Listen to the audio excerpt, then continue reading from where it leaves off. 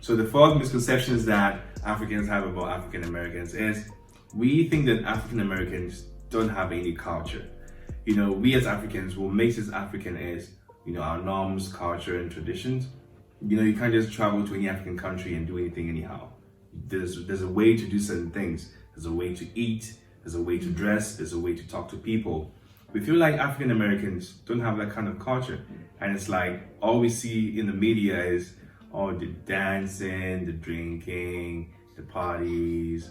And it's like, that's what is defined as. So no morals, pretty much. Yes, kind of.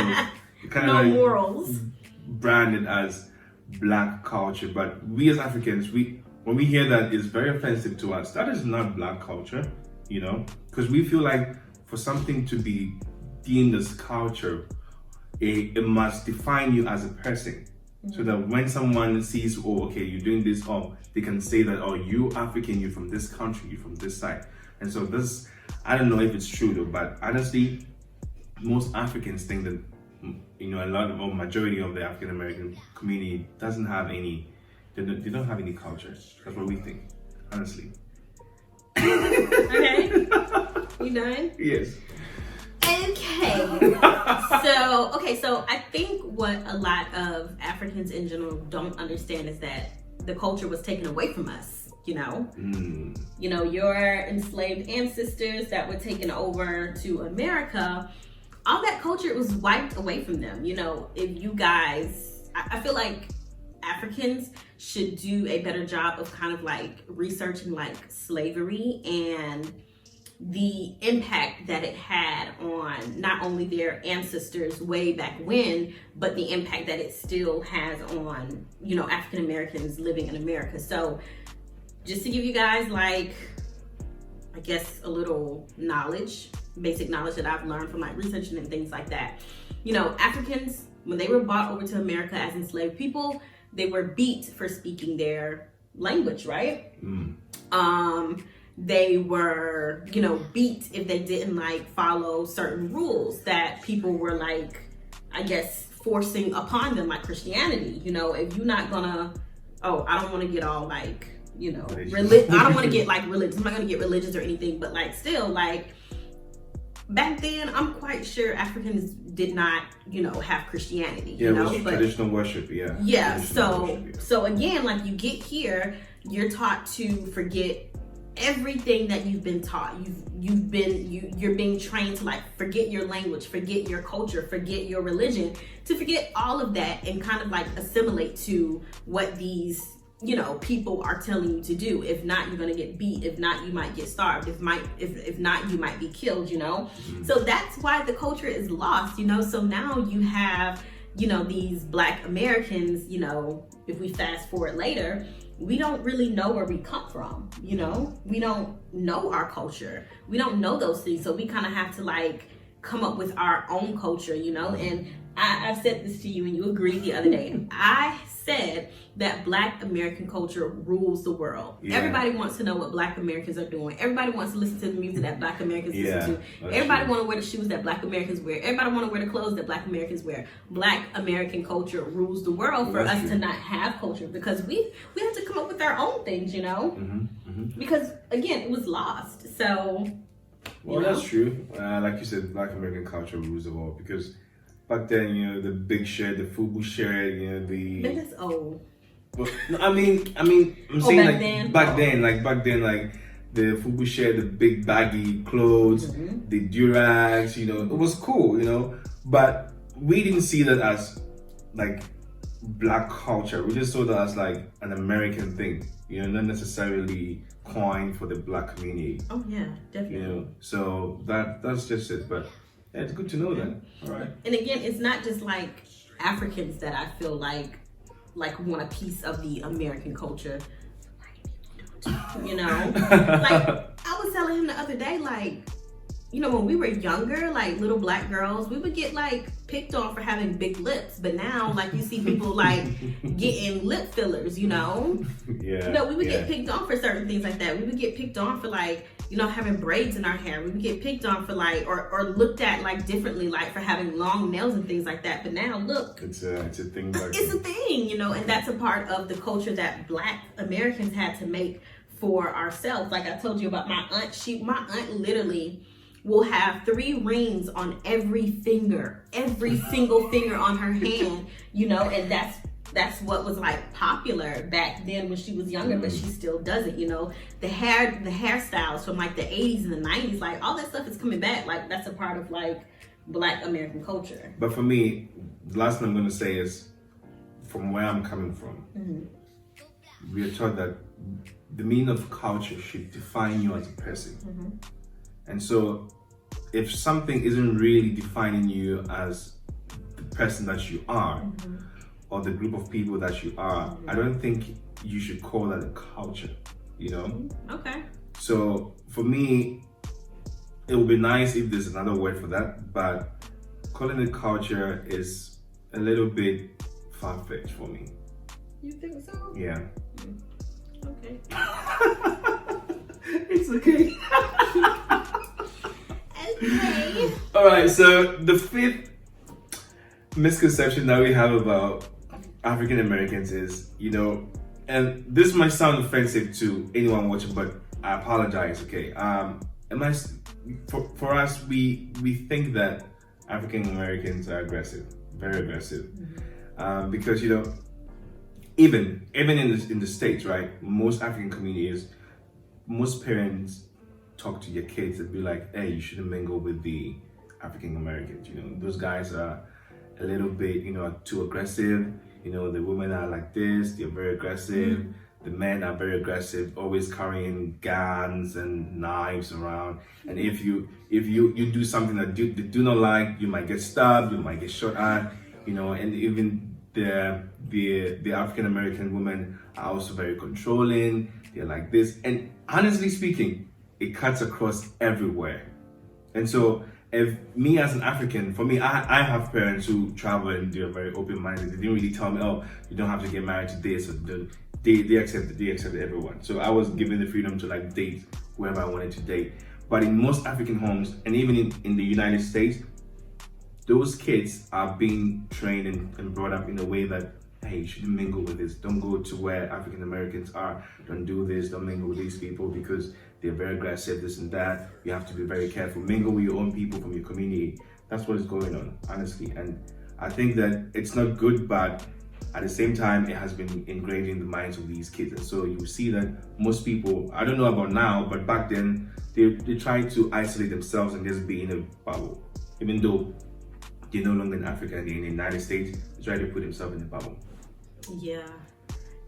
I think that what you were saying, how they try to like isolate themselves, but I think that's for like any like ethnic group. Like you have like Chinatown, you know, where all the Chinese, they gather together. You have like the Koreans, they gather together. You know, you have the Africans, they gather together. The Indians, they gather together, and they try to like I wouldn't even say isolate themselves, but just try to like have a sense of community in a new country. You know, that could be scary, you know.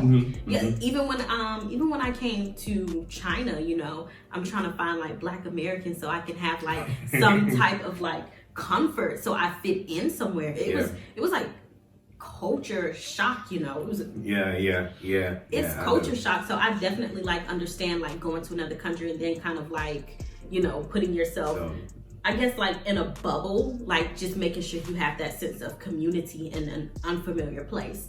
But in terms of being like aggressive, I don't like that because I had like a situation happen. I'm not going to go into details, but I had a situation happen with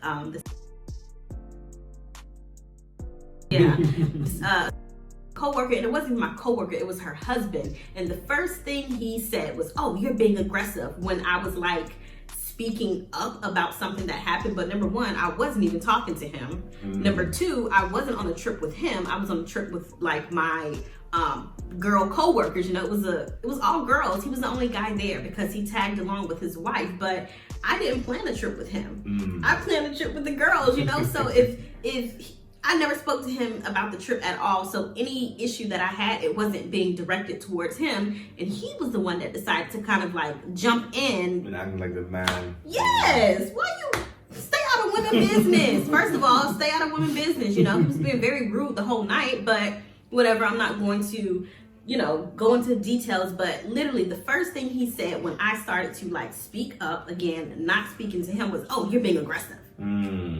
I can't speak. I can't say nothing. Exactly what I'm saying. It's in our minds. You know, it's ingrained in our DNA. Like, oh, African Americans are aggressive, so whatever you do, it's like, oh, you tagged as aggressive. Yeah, I feel like anytime we speak up, like I said this story earlier where you know, at my first job here, like they didn't like me because I spoke up too much. I asked too many questions. So again, that was like me being like aggressive to them. You know, you doing too much. You're being aggressive or whatever. But even at that first job, like they wanted to pay us like 2 weeks late. And again, I'm going to piggyback off of what you said. What was it, the first one? Oh, the first one, yeah, not being like open-minded. But I'm like, in America would never. I ain't never been paid late in America. I get paid on a payday every single day I'm supposed to get paid. It ain't no, oh, we're gonna pay you 2 weeks late. No. So when they were like, oh, we're gonna pay you 2 weeks late, or we're gonna give you half of your salary on payday, and then you'll get the other half 2 weeks later. Where'd I do that at? I wasn't happy, you know, and you know, you spoke up. Yeah, I felt like I was like being nice about it initially, but for them to just kind of be like, oh no, we ain't paying you, like they were very nonchalant. So of course that shit. Sorry. So of course it kind of like made me angry, and I'm the type of person like, you are not about to like be treating me any kind of way, because if I let it slide that one time, they're gonna keep doing it every month. They're gonna want to be paying me late. So no. And the crazy thing about it was like, it was only myself, my other American coworker, and then one of my coworkers from the UK. They kind of spoke up, but they just said something and they shut up about it. Me, I kept going on and on and on about it. So I don't know, maybe that was the aggressive. I don't know. I was just trying to get my point across, but it was so crazy because after the fact, I had so many of my other coworkers like, yeah, Free, we agreed with you. Like, we're glad you spoke up. But nobody else said anything. So y'all got it seeming like I'm the crazy one. Like, I'm the only one that had a problem with not being paid on time. But several other people had problems. It's just they did not speak up. Wow. I was the only person that spoke up. So again, in that situation, it was like, oh, you're being difficult. You're being aggressive. Oh, the American. But I wasn't the only person that felt that way. No way. Okay. I get it. So it's like, it's not necessarily because you guys are deemed aggressive, but because you just speak up when you feel like you're being cheated on, right? Yeah, if I feel like you cheating, if I feel like you trying to cheat me, if I feel like you lying on me, if you saying I said something I didn't say or do, I'm gonna speak up. Okay. I'm gonna speak up. Because you know, for us, most Africans, we just keep quiet. Shut up. Don't say nothing. Yeah. Get random. Yeah. we wouldn't speak up. We would just keep quiet and be like, okay, all right, okay. But for me, I speak up, but I do it in a way that doesn't come off too, you know, like too strong, you know. Let me tell you about Andrew. That's not true. Andrew will talk so much crap behind doors, and then like in the situation, he's like, yep, yep, I'm sorry. Really? Yes, babe, yes, you do. You should see me in action.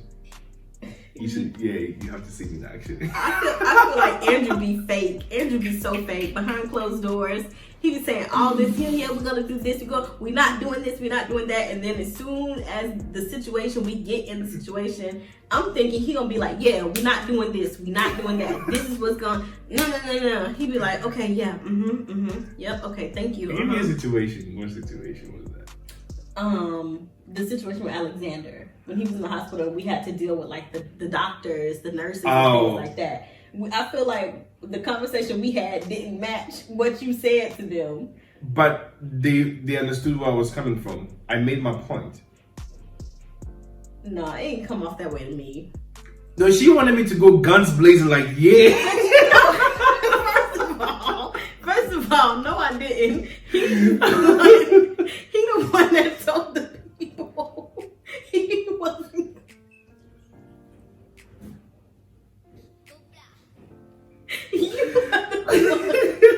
That was telling the people. It's alright. He know what I'm about to say, but I ain't gonna It's say alright. It's alright. He knows what he knows what I'm about to say, but I'm not gonna say it. You know what I'm about to say. Yeah, I know. It's fine. It's fine. It's fine. No, there was a time where he was like, put his foot down in that situation because I feel like we rambling, y'all, but okay, whatever. So I felt like I was beginning to like ramble on. We could have like talked, especially about that situation. But the whole point is, don't like label an African American or even American in general. Don't label us as aggressive just because we speak up and because we don't take any crap.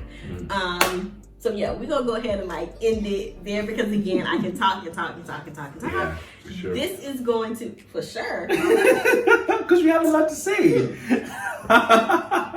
So this is going to be part 1. So for part 2, I will be talking about the things that I guess African Americans have against Africans in terms of misconceptions. That's going to be interesting. I can't wait to hear what you have to say. So if you found this video to be informative or if you like the video, kindly click the like button, subscribe, and turn on the notification bell so you can get updated whenever we make a post on this channel. Alright, so to end the video, I'm Andrew. I'm Free. And we are TheGhaMerican. See ya. Bye. Gotta say, what's going on there, mate?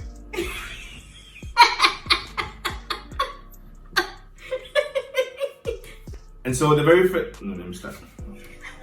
Baby, stop. I want to get in the mood. Baby, oh God.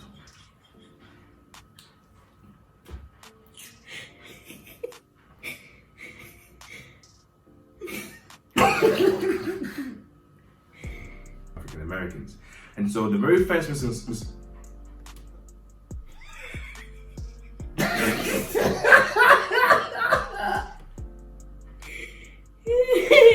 You was doing good. You were doing good, baby. Oh. I need the mirror so I can see how I look, child.